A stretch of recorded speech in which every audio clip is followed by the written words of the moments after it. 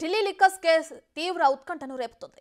తీహార్ జైల్లో ఉన్న కవితను నిన్న సిబిఐ అరెస్టు చేయడం ఓ సంచలనమైతే ఈ అరెస్టును సవాల్ చేస్తూ దాఖలు చేసిన పిటిషన్పై రౌస్ అవెన్యూ కోర్టు ఏ నిర్ణయం తీసుకుంటుందోనని ఆసక్తి నెలకొంది. న్యాయమూర్తి కావేరి బవేజా ఈ పిటిషన్ను విచారణకు స్వీకరిస్తారా లేదా తిరస్కరిస్తారా అనే ఉత్కంఠ కొనసాగుతోంది. కోర్టు అనుమతితోనే సిబిఐ కవితను అరెస్టు చేసిన విషయం తెలిసిందే. నేడు కోర్టులో న్యాయమూర్తి ముందు కవితను సిబిఐ హాజరుపరిచి 7 రోజుల కస్టడీ కోరే అవకాశం ఉంది.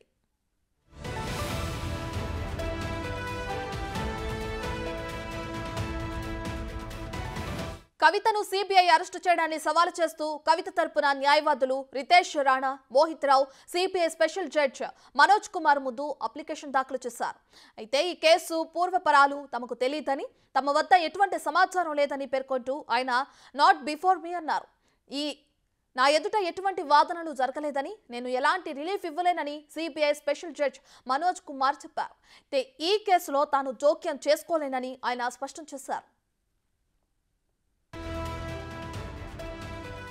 ఈడీ కేసులో తన వాదన వినిపించేందుకు కవిత 2 నిమిషాల సమయం కేటాయించాలని గతంలో న్యాయమూర్తి కావేరి బవేజాను విన్నవించారు. ఎందుకు అనుమతి ఇవ్వాలంటూ కవితపై జడ్జి ఆగ్రహం వ్యక్తం చేశారు. ఇదే కేసులో నిందితులుగా ఉన్న అరవింద్ కేజ్రీవాల్, మనీష్ సిసోడియాలకు గతంలో తమ వాదన వినిపించేందుకు కోర్టు అనుమతి ఇచ్చినట్లు కవిత తరపు న్యాయవాదులు పేర్కొన్నారు. న్యాయమూర్తి తన వాదనలు వినేందుకు తిరస్కరించడంతో కవిత ఆమెకు సుదీర్ఘ లేఖ రాసి మీడియాకు విడుదల చేశారు. ఇప్పటికే ఈడీ కస్టడీలో ఉన్న కవితను నిన్న సిబిఐ ప్రశ్నించి అరెస్టు చేస్తున్నట్లు ప్రకటించడం జరిగింది. దీనికి సంబంధించి మరింత సమాచారాన్ని మా ప్రతినిధి శివ ఢిల్లీ నుంచి లైవ్ లో అందిస్తారు. సో శివ, ఇప్పటికే చూసుకుంటే నిన్న సిబిఐ కవితను ప్రశ్నించడం కూడా మనం చూస్తూనే ఉన్నాం. అయితే ఈ రోజు ఆమెని సిబిఐ కోర్టులో న్యాయమూర్తి ముందు కూడా హాజరుపరిచి కస్టడీ కోరే అవకాశం కూడా కనిపిస్తుంది. దీనికి సంబంధించిన డీటెయిల్స్ ఏ విధంగా ఉన్నాయి Shiva? Ratna, Delhi liquor scam money laundering కేసులో ఇప్పటికే కవితను గత నెల 15వ తేదీన ఈడీ అధికారులు అరెస్ట్ చేశారు. అరెస్ట్ చేసిన తర్వాత కస్టడీ తీసుకున్న తర్వాత జ్యుడిషియల్ కస్టడీకి తరలించారు. ప్రజెంట్ తీహార్ జైల్లో ఉన్నారు కవిత. అయితే తీహార్ జైల్లో ఉన్న కవితను 6వ తేదీన కోర్టు అనుమతితో తీహార్ జైల్లో విచారించారు. విచారించిన తర్వాత మళ్ళా నిన్న కవితను అరెస్ట్ చేస్తున్నట్లుగా, అంటే ముందు రోజు కవితను అరెస్ట్ చేస్తున్నామంటూ కూడా అప్లికేషన్ దాఖలు చేసి కోర్టు నుంచి అనుమతి తీసుకున్నారు. అనుమతి తీసుకుని నిన్న మధ్యాహ్నం 12 గంటల 10 నిమిషాలకు అరెస్ట్ చేస్తున్నామంటూ కూడా ప్రకటించారు. తర్వాత కవిత భర్తకు కవితను అరెస్ట్ చేస్తున్నట్లుగా సమాచారం ఇచ్చినట్లుగా కూడా తెలుస్తోంది. అయితే ముందస్తుగా ఏదైతే అప్లికేషన్ దాఖలు చేస్తారో అప్లికేషన్ దాఖలు చేసే సందర్భంలోనే ముందుగా లాయర్లను సంప్రదించాలి. మమ్మల్ని గతంలో విచారణ సందర్భంగా సంప్రదించలేదు, ఎటువంటి నోటీసులు మాకు ఇవ్వలేదు.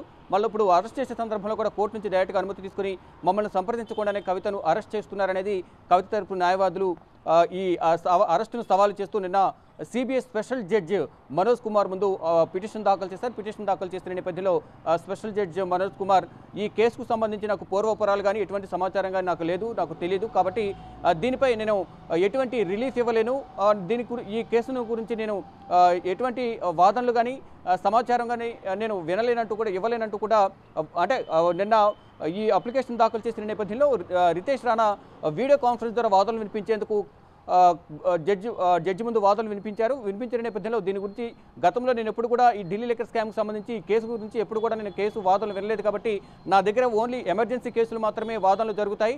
దీనిపై నేను ఎటువంటి అంటే తీర్పు ఇవ్వలేను, ఎటువంటి రిలీఫ్ అనేది నా దగ్గర నుంచి లభించదు, కేవలం నేను ఎమర్జెన్సీ కేసులు మాత్రమే వాదిస్తాను. కాబట్టి మీరు రెగ్యులర్గా ఏదైతే రెగ్యులర్ కోర్టు ఉంటుందో ఆ రెగ్యులర్ కోర్టులో మీ పిటిషన్ దాఖలు చేయండి, అప్లికేషన్ను అక్కడ మెన్షన్ చేయండి అంటూ కూడా తెలిపిన నేపథ్యంలో ఈరోజు ఉదయం 10 గంటలకు మెన్షన్ చేసే అవకాశం అయితే కనిపిస్తోంది.